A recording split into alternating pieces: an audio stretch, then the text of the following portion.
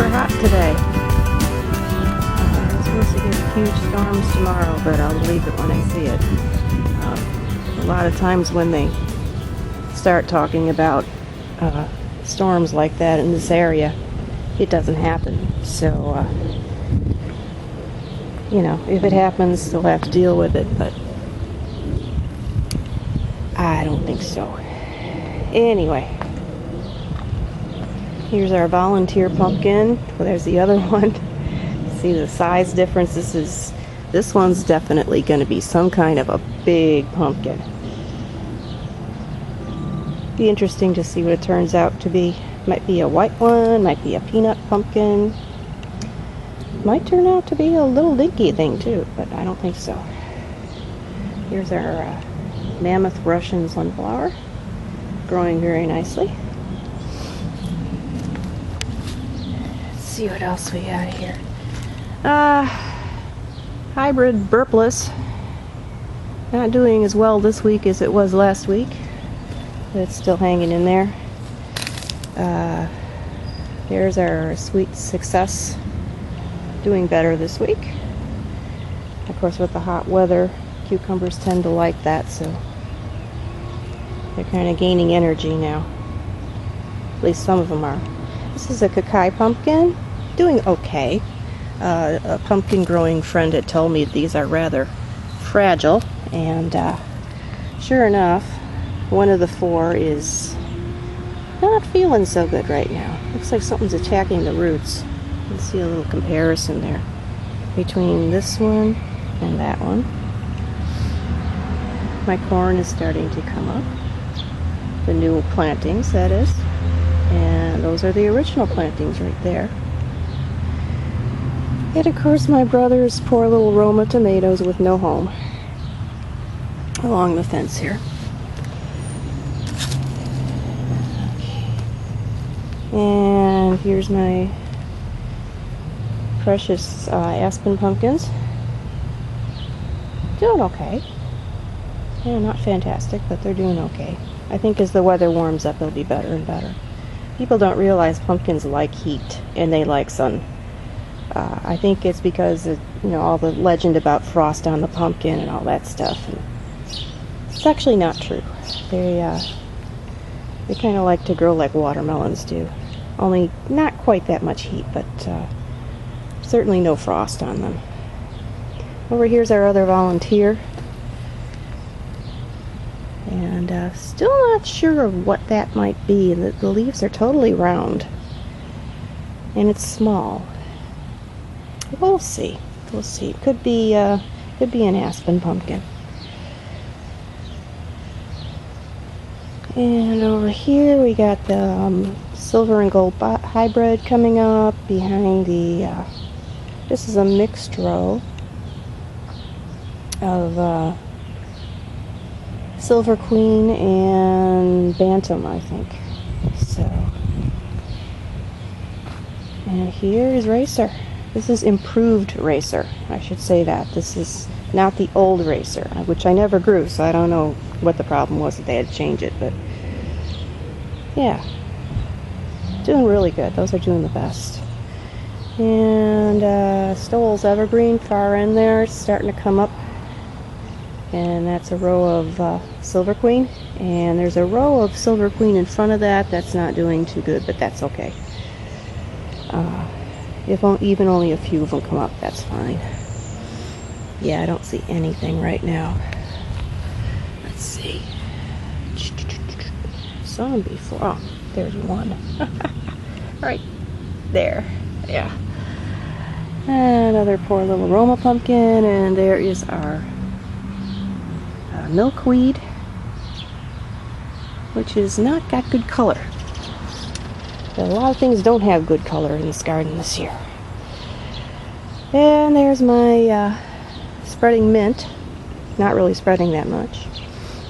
And the wildflower garden. Making a good go at it there. Today, the third part of a Three Sisters garden is beans. So I'm going to put in some beans. I did forget my soil inoculant, but I'm debating. I've never used it before, so I'm wondering if I even need it. I always do okay with beans, even when I don't have fancy things going in the ground with them. I don't feel like going home to get the soil inoculant. So, yeah, I'm going to be putting in those beans you saw at the beginning of the video. And most of them will be pole beans, which I've never grown before. Let's see here. Okay, hold on to your hat. We're going to turn around. There we go. And this is Cherokee wax. Wax beans do not come in pole form as far as I know. This I bought, I think, on eBay.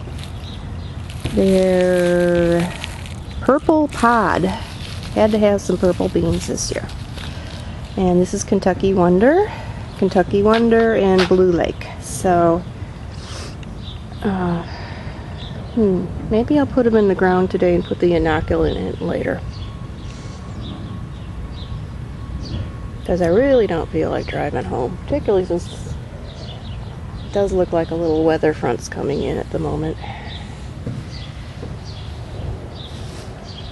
Let's find the pause button here. Be right back. Okay, we're back. This is the bowl of beauty peony that we planted last year, and it didn't do much. I think there was one sorry looking flower on it, but I didn't expect it to bloom this year because I had heard that usually the first year they don't bloom at all. But gosh darn, look at this. Very, very pretty. It doesn't have the scent that our old peony in the front garden has. That's a plain pink peony out there. And that thing is at least 60 years old. But it's very, very pretty. Worth the wait. And love decided to bloom. Here's my elfin thyme. He's making a little progress, which is a heck of a lot better than my other ground covers ever did, so maybe it'll keep. Here's the mystery rose, blooming like crazy. Knocked itself over this year, blooming. And here's the rose I hate. It's the one with the pretty buds, and the flowers are kind of disaster area. But we noticed about the flowers, they start out yellow and then they turn a little slightly pink, and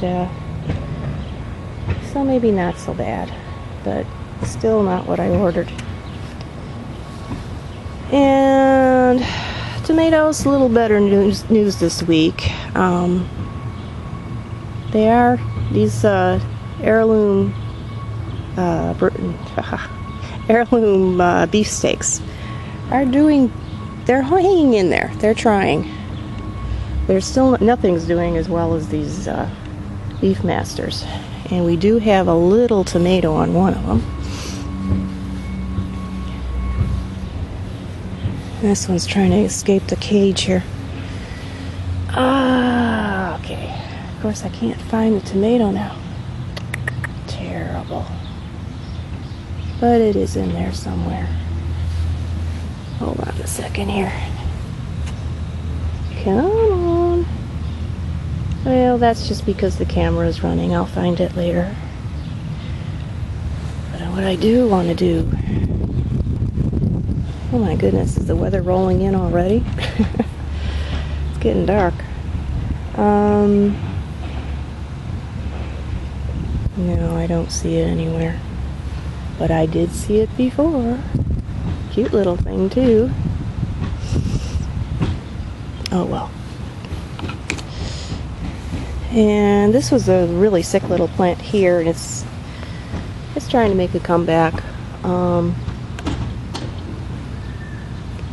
Looks like it might have a little tomato on it as well. Oh, here it is. Here's the tomato. Now where's my hand? It's always so hard with these cameras to see where anything is. It should be in your sights there. Maybe not. Huh. Ha ha ha ha. Pull that aside. Is my finger in the viewfinder?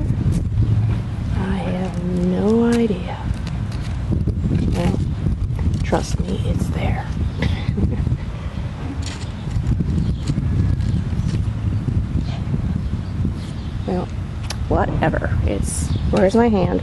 Right there. Okay. And we got some strawberries.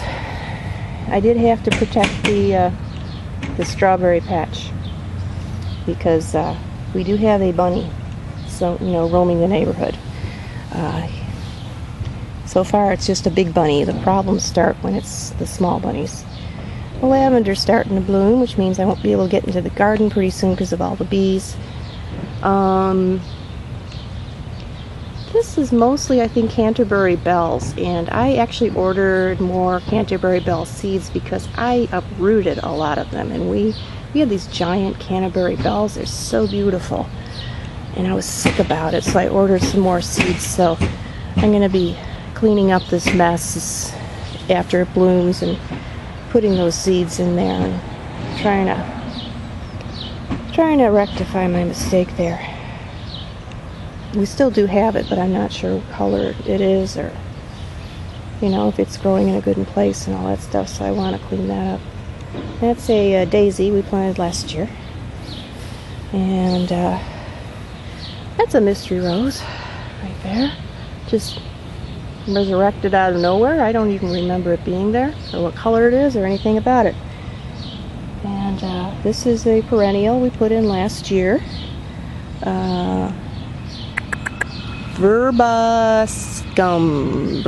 Whatever. I won't even try it. It's another perennial of some kind back there. I don't know what that is either. And the yarrow's doing a little better, finally. And there is some more elfin thyme. A little bit of snapdragon there. And here is I'm calling it baby rose because I don't want to say that again. Columbine's still blooming a bit. And there's the elfin thyme that's doing the best. That's the one I stepped on by accident a couple times, and it seems happy. And peppers still don't look fabulous. They're kind of yellow. Thinking of changing fertilizers. I was using a moderate fish fertilizer, not too much nitrogen and stuff like that, but I might give them a good shot of nitrogen-rich fertilizer or something to get that green to come back. And here's our salad greens. We'll have salad pretty soon. And the asparagus, which is attracting bees. So maybe next year we'll get a good meal of asparagus. And there goes the sky. Starting to get weird, although it's not supposed to really do anything till tomorrow. So, as I said before, we shall see. We'll see it, believe it when it gets here. So I've been rambling a long time this time. Anyway, that's it for this week, and I'll see you next week. This is our radish harvest. Out of that whole big row, this is what we got. Some of them are still in there. I noticed as I was pulling up the watermelon radishes that most of them hadn't developed yet. So I'm leaving them in a while longer. But this is one watermelon radish that we did manage to bring to edible size. And the rest I think are sparklers. So there's quite a few, but not $5 worth. That's what I spent on the seed tape. But what the heck.